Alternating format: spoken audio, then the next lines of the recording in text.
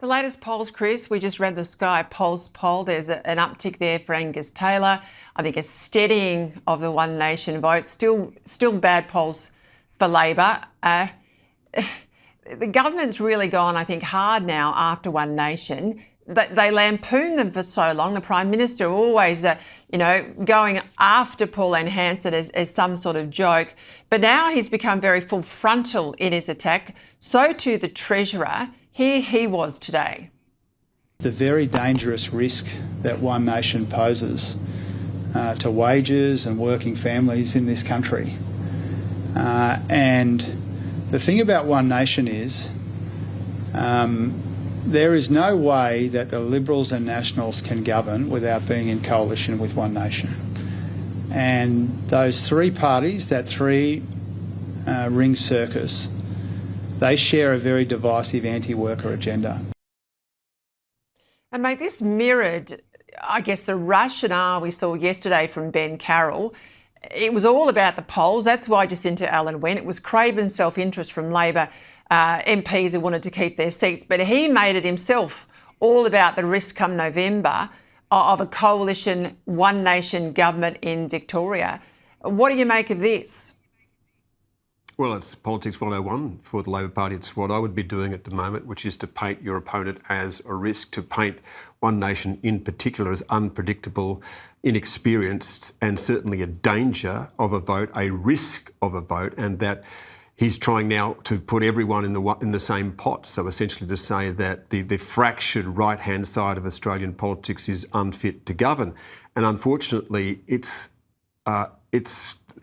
true to a certain extent that they keep offering proof points to this, so that One Nation and the coalition at the moment are certainly, the One Nation in particular is certainly making up some ground. But unfortunately, it's really hard to pin One Nation down as to what they would be and what they would do in government. I've got to say, when it comes to Victoria, who leads One Nation in Victoria? If people want an option, and if that option really isn't there, if it looks to them like the coalition and One Nation's going to be a risk, then it forces them back into the Labor Party's ticket. So, of course, this is the sort of thing the Labor Party would do, and it would be helpful if the coalition and One Nation didn't provide proof points so often that they were incapable of governing. I guess, though, in aggregate terms, Chris, a few things it says to me. It says to me, clearly One Nation's showing up in internal party polling for Labor. Not the published polls, not the stuff that we see, but that really fine drill-down polling that only a political party does. So it's there. The PM wouldn't have made it such a feature of the National Conference the other weekend if it wasn't.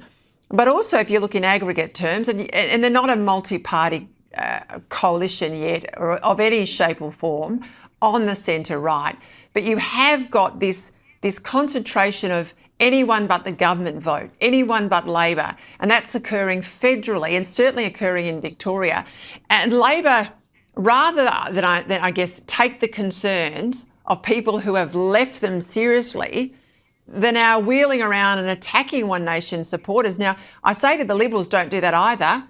Fight the ground, the policy ground where the differences are, but don't attack people who've left you. Labor got to be careful about that as well. Yeah, certainly, and I'm sure that in working class suburbs that One Nation is mopping up the discontent that people see there. But the problem that we've got in the two-party preferred system is I see a lot of people who just add up the One Nation vote and the coalition vote and think, hey, presto, that transforms into government. Well, no, it doesn't. Not if it fractures and those preferences spray everywhere. And that's what the government does know. So if the Victorian Labor Party can lift its primary vote high enough, and that will not necessarily be that high in this day and age, then it's back in this fight. So, and it's obvious that what you would do is try and work on the weaknesses of your opponent. The biggest weaknesses of the right-hand side of politics at the moment is it's absurdly divided and looks completely disorganised. So that's a problem.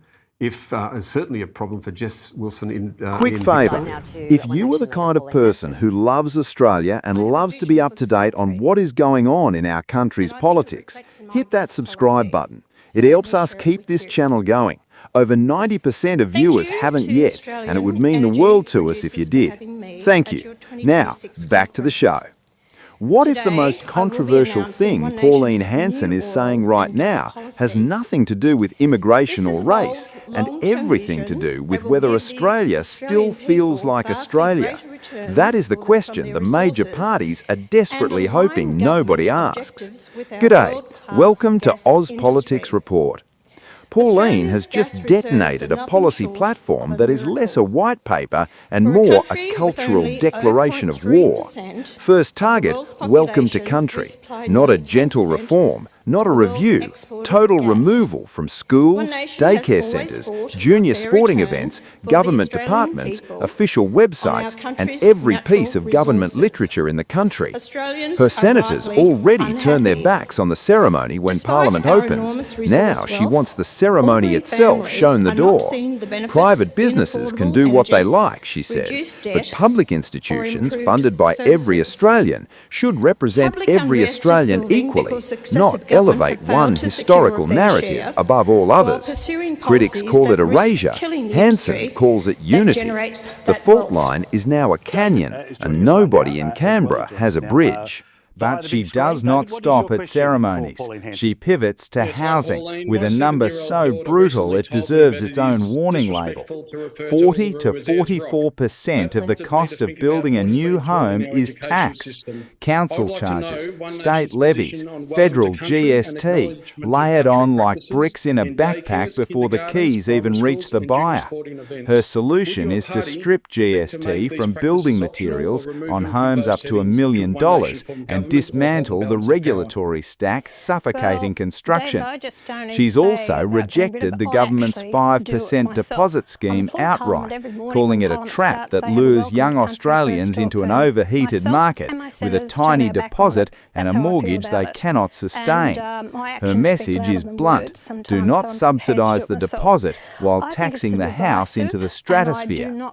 Then comes Victoria. Hanson did not mince words. She called the state a basket case and said voters there need all the help they can get.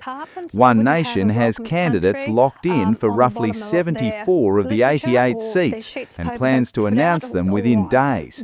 The upper house is the beachhead. The strategy is not complicated. Find the voters Labor and the Coalition have abandoned, offer them a genuine alternative and force the establishment to answer questions they would rather bury under a press release about something else entirely. Do not forget to like this video and subscribe. It keeps us independent and brings you the stories the Canberra Press Gallery will not touch. Underneath all of this sits Hanson's Australia First philosophy. She argues we've stopped teaching our own history, replaced national pride with national shame, and raised a generation of kids who are told their country is something to apologise for. She tells stories of migrants thanking her for defending the nation they chose, the nation they do not want to see become the place they fled. That is potent political storytelling, whether you agree with the policy or not. And then there is Section 18C. Hanson confirmed she is preparing a High Court appeal and framed the battle as bigger than herself. It's about whether Australians can express an opinion without a judge deciding they secretly meant something worse. She's staring down a crushing legal bill and refusing to blink. That is either conviction or self-destruction, and the High Court will decide which. Thank you for watching Aus Politics Report. The cost of building a house. See, what we're also doing with One Nation policy, that if you build a house up to $1 million, then we do away with the GST on the building materials. So we're looking at how to reduce the cost of that housing, but I think we need to look at the taxes that the government and councils and states are actually charging for housing. We're sitting at a cracking pace here with the number of questions that we have. We do appreciate them both in the room and around the country here on News 24, this special edition of Paul Murray Live, which is Pauline Hanson, Please Explain. Thank you for letting us use that term over the past few weeks. We've got Alex and Trish who are joining us now from Victoria. What's your question for Pauline, guys?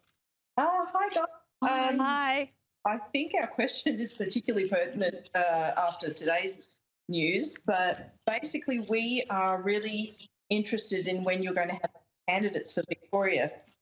We're really looking forward to being able to back up. Look, I don't blame you. It's a basket case in Victoria. You need all the help you can get. So What we're doing is we'll be hopefully announcing either Friday or early next week our candidates for especially the upper house. We're starting with that and we're going to announce the other candidates. We have locked in about 76 seats at the moment of the 88. So we have got our candidates. So anyway, we are going to be announcing the candidates and we'll have a suite of policies to go with that. So you will have a One Nation representative that you can vote for in Victoria. And the Victorian leader is?